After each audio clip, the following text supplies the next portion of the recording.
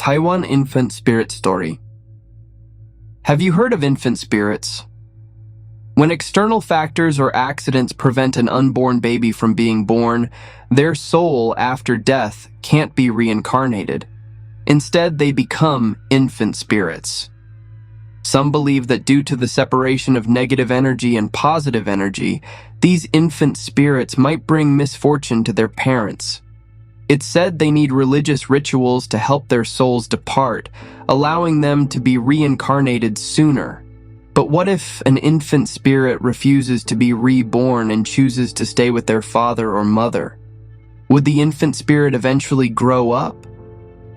One day, I received a call from a male friend of mine named Jason. He sounded flustered and urgently asked, "Hey, where are you? Please help me." I asked him what happened and if he'd been attacked or had a dispute over something like dim sum with someone. Jason denied it and asked me not to joke around. We decided to meet at a convenience store. When I met Jason, he seemed lost in thought. I offered him a cup of hot coffee, and after a few sips, he calmed down a bit. Jason worked as a real estate agent, and it was rare to see him in such a state. He finally opened up about what had happened. Jason used to hang out with us often, but we knew he had recently started dating a girl. They had been living together for a little over 2 months. Initially, everything was normal, and they were deeply in love. However, one day, while Jason was asleep, he felt as if something was pressing him down. He couldn't move at all except for one eye, and he could distinctly feel his blanket slowly rising. This experience frightened Jason, and he fainted. When he woke up the next day, he thought it was just a nightmare. A few days later, while he was using the restroom at night, the door wasn't closed and he felt a shadow passing by, accompanied by a child's crying. He convinced himself it was just because he had woken up and his mind wasn't clear. Another incident occurred when Jason bought a popsicle and his girlfriend insisted on throwing it away, claiming she was on a diet. He insisted on having it, but she poured water over it. This disagreement led to a big fight, and they decided not to sleep together. Jason went to sleep in the guest room. In the middle of the night, he woke up to get some water and saw a child sitting on the refrigerator, reaching inside with his head and hands. Jason froze, thinking it was a hallucination. Suddenly, the child lifted its head, looked at Jason with a pale, lifeless face, and folded its hands as if pleading. Suddenly, Jason was shaken several times and woke up. When he woke up, he saw his girlfriend standing next to him without saying a word. Jason asked her what was wrong, and she said he had been yelling, so she was trying to wake him up. The next day, Jason felt that something was wrong. Why was there a child present? And why wouldn't his girlfriend let him see the freezer? So, when she went out, he secretly opened the freezer and found a bag containing frozen meat, along with the child.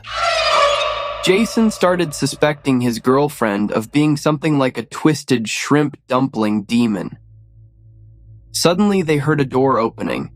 It was Jason's girlfriend returning home. She saw Jason standing in the kitchen with the freezer open and slowly walked toward him. They ended up arguing about the meat in the freezer.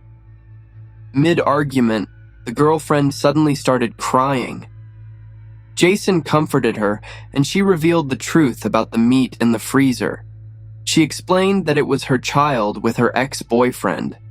Due to physical reasons, the child was lost in the toilet, but she couldn't bear to let it go and froze it, which ultimately led to her breakup with her ex. About a month after the breakup, Jason started dating her, and the child had been in the freezer for several months.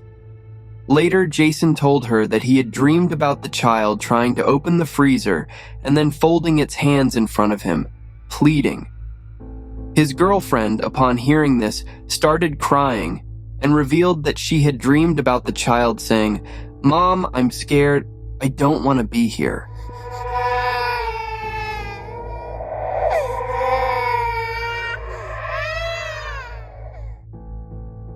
Jason suggested helping the child move on by seeking help from a friend, but just when they agreed, something scary happened. They both heard a man's voice saying, "No!" Jason asked his girlfriend if she heard someone speaking, and she nodded. The lights started flickering, which frightened them. They decided to pack up and went to Jason's place, leaving the girlfriend there. After settling his girlfriend, Jason came to me. Hearing his story, I felt his girlfriend's house might have more than one spirit, given the man's voice saying no. I suggested visiting her house and helping her child move on. Jason agreed, and he dropped me off at my house first. When I got home, my dad asked what was going on. I told him about Jason's situation. As Jason came in to greet my dad suggested that we should pray upstairs. Jason said he would wait outside and look after the car.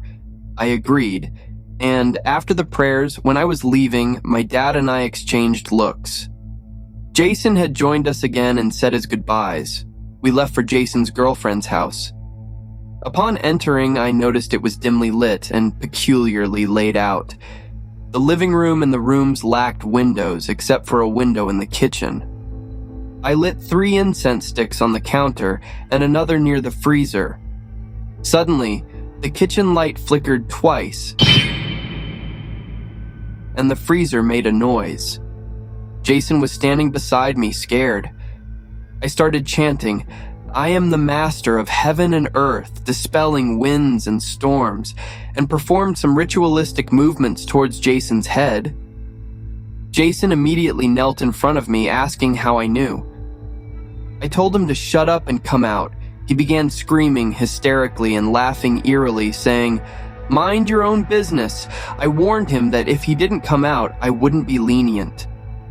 As I continued chanting, suddenly, a black mist emerged from Jason's neck and vanished. Jason lost consciousness instantly. I began reciting a revival spell, but Jason still didn't wake up. Seizing the moment, I performed the rite for the child in the freezer. Midway through, I saw a small white light emerge from the top of the freezer and float toward the balcony, signifying the completion of the ritual. The entire ceremony took about 10 minutes. When Jason finally regained consciousness, he asked what happened and complained of a headache. I asked Jason where he had been going lately, as he didn't seem aware of anything. He scratched his head and said he had been showing houses and mentioned a particularly ominous property. I pointed out that he was attracting something and then encountering it, explaining why his girlfriend was having nightmares. Jason realized the child pleading with him wasn't asking to leave the freezer, but was warning him about the spirit attached to him. I advised Jason that now that I had completed the ritual and he had cleared the negative energies from himself, he and his girlfriend should consider moving out of that house. Not long after they broke the lease, Jason informed me that his girlfriend was pregnant. Moreover, he dreamt that the child in the freezer, initially pale and lifeless, transformed into a chubby, happy child who ran into his girlfriend's belly. Ultimately, Jason had a son, and he even asked me to be the child's godfather. This entire experience left a lasting impression on me. After helping Jason's girlfriend's child and Jason himself, I couldn't help but recall my dad's strange comment after the prayers. Until now, I still wonder if I'm his biological son. Can infant spirits grow up? Following this, I researched extensively and discovered some insights to share. If a fetus develops a heartbeat at around 6 weeks, it is believed to have a soul. If such a fetus is miscarried due to various reasons, it may become an infant spirit. As mentioned in previous tales, a person's lifespan is predetermined from birth. If a child was destined to live until the age of 5 but faced miscarriage, they would become an infant spirit. This spirit stays until its predestined time is completed. In these cases, they may grow up. However, deliberate attempts to keep a spirit or ghost, such as caring for an infant spirit or nurturing a demonic entity, are different. In such cases, the spirit remains as an entity without a definite form and only becomes stronger due to worship. They don't take on a human form. It's essential to release such spirits for both their sake and our own. For instance, if a miscarried child spirit is not released, it can affect one's life, health, relationships, and emotional state. It's advisable to seek help from spiritual practices like offering prayers to deities or seeking blessings from Ksitigarbha Bodhisattva to guide the infant spirit to rebirth. Doing good deeds and dedicating merits to the child can be helpful too. It's crucial to let go of attachments to help the spirit and ourselves move forward. Remember, it's not just infant spirits. Even animal spirits can linger. Hence, it's important not to burden oneself and let go of the past. Look around. You're not alone. Release the past and let things take their natural course. When you release, those around you will also change for the better. Thank you guys for watching this video, and be sure to look out for the next Asian horror story. Please like and subscribe to my channel, and ring the notification bell for future uploads.